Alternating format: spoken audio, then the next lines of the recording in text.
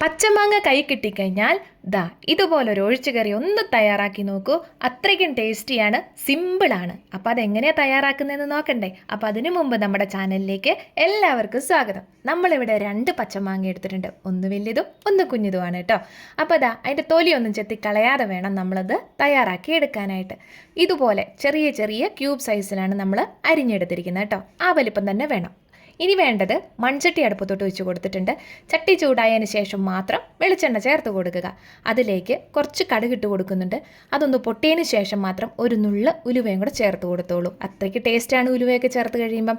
ഇനി വേണ്ടത് കറിവേപ്പില, കൊച്ചുള്ളി, പച്ചമുളകാണ് എടുത്തിരിക്കുന്നത്. കൊച്ചുള്ളി നമ്മൾ 20 എണ്ണം നീളത്തിലരിഞ്ഞതും, അതുപോലെ പച്ചമുളക് നമുക്ക് എരിവിനനുസരിച്ച് ചേർത്ത് കൊടുക്കാം. കറിവേപ്പില സാധാരണ പോലെ തന്നെ. പിന്നെ വേണ്ടത് വെളുത്തുള്ളി, ഇഞ്ചിയും കൂടിയാണ്. അപ്പോൾ അതൊന്ന് ചതച്ചിട്ട് വേണം എടുക്കാനുള്ളത് കേട്ടോ. അപ്പോൾ വെളുത്തുള്ളി നമുക്കൊരു 8-10 എണ്ണമൊക്കെ വേണമെങ്കിൽ ചതച്ചിട്ട് അങ്ങോട്ട് എടുക്കാവുന്നതേ ഉള്ളൂ. അതുപോലെ ഇഞ്ചി ഒരു കുഞ്ഞി കഷ്ണം. ഇനിയൊന്ന് ചെറുതായിട്ടൊന്ന് ഇളക്കി കൊടുക്കുക. പിന്നെ വേണ്ടത് ഒരു നുള്ളുപ്പും കൂടെ ചേർത്ത് കൊടുത്തോളൂ. അതൊന്ന് വഴന്ന് കിട്ടാൻ പാകത്തിന് വേണ്ടി മാത്രം. അതിനുള്ളത് മാത്രം ഇപ്പോൾ ചേർത്ത് കൊടുത്താൽ മതി. ബാക്കി പിന്നീട് നമുക്ക് ചേർത്ത് കൊടുക്കാവുന്നതാണ്. എന്തായാലും ആ ഉള്ളിയും ഇഞ്ചിയും പച്ചമുളകും അതുപോലെ വെളുത്തുള്ളിയും ഒക്കെ കൂടി ഒന്ന് വഴന്ന് വരട്ടെ. അതുവരെ ഇതുപോലെ ഒന്ന് ഇളക്കി കൊടുത്ത് അതിൻ്റെ കളറൊന്ന് ചെറുതായിട്ട് മാറി വരുമ്പം നമുക്ക് കുറച്ച് മസാലക്കൂട്ടുകൾ ചേർത്ത് കൊടുക്കണം. അധികം ഒന്നുമില്ല, കുറച്ച് മാത്രമേ ഉള്ളൂ. മുളക് പൊടിയുണ്ട്, അതുപോലെ മഞ്ഞൾപ്പൊടിയും ചേർത്ത് കൊടുക്കുന്നുണ്ട്. മുളക് പൊടി 1.5 ടീസ്പൂൺ ചേർത്ത് കൊടുത്തിട്ടുണ്ട്. കാശ്മീരി മുളക് പൊടിയാണ് ഞാനിവിടെ ചേർത്ത് കൊടുത്തിരിക്കുന്നത്. നിങ്ങൾക്ക് എരിവിനനുസരിച്ച് ചേർത്ത് കൊടുക്കാവുന്നതാണ്. പുളിയുള്ള മാങ്ങയാണെങ്കിൽ ഇത്തിരി എരിവുണ്ടെങ്കിൽ നല്ലതായിരിക്കും കേട്ടോ. പിന്നെ 1/4 ടീസ്പൂൺ മഞ്ഞൾപ്പൊടിയും കൂടിയാണ് ചേർത്ത് കൊടുത്തിരിക്കുന്നത്.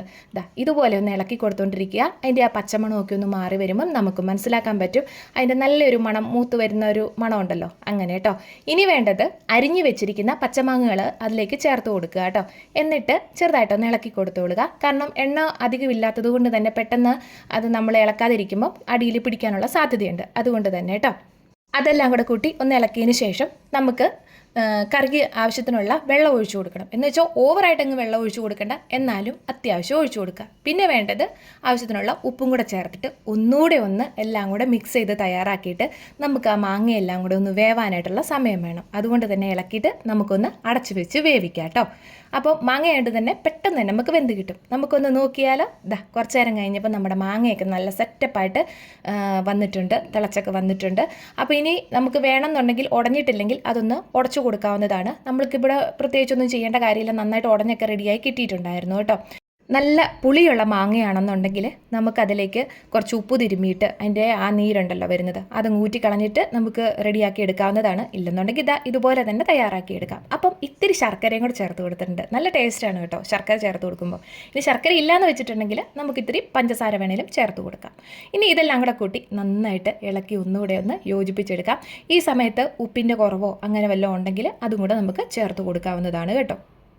എങ്കിൽ പിന്നെ ഇനി നമുക്ക് ആ സ്റ്റൗ ഒന്ന് ഓഫ് ചെയ്തിട്ട് അതിൻ്റെ തിളയൊന്ന് ചെറുതായിട്ട് കുറഞ്ഞു വരുന്ന സമയത്ത് തേങ്ങാപ്പാലുണ്ടല്ലോ, ആ തേങ്ങാപ്പാൽ കുറച്ച് ഒഴിച്ച് അങ്ങനെ ഒന്ന് ഇളക്കി ഒരു കുറച്ച് നേരം ഒരു 2-3 മിനിറ്റ് ഇതുപോലെ തന്നെ ഇളക്കി കൊടുത്തുകൊണ്ടിരിക്കണം.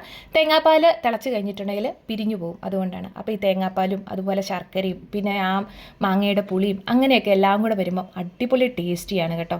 ഇനിയിപ്പോൾ അവസാനം ഒരു സ്വല്പം കറിവേപ്പിലയും കൂടെ ചേർത്തിട്ട് നമുക്ക് ഇതൊന്ന് വാങ്ങി തയ്യാറാക്കി വെക്കാം.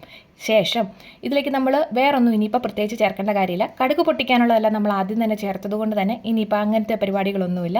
എന്തായാലും ഈ കറിവേപ്പില കൂടി ഇട്ടതിന് ശേഷം ഒരു 10 മിനിറ്റ് അടച്ചു വെച്ചാൽ നല്ലത്, ഇല്ലെങ്കിലും കുഴപ്പമില്ല. ചോറിനാൻ അടിപൊളി ടേസ്റ്റിയാണ്. എനിക്ക് എന്തായാലും ഒരുപാട് ഇഷ്ടമായി, നിങ്ങൾക്കും ഇഷ്ടമാവുമെന്ന് ഉറപ്പാണ്. അപ്പോൾ വീഡിയോ ഇഷ്ടമായെങ്കിൽ ഒന്ന് ലൈക്ക് ഷെയർ ഒക്കെ ചെയ്യാനായിട്ട് മറക്കണ്ട കേട്ടോ.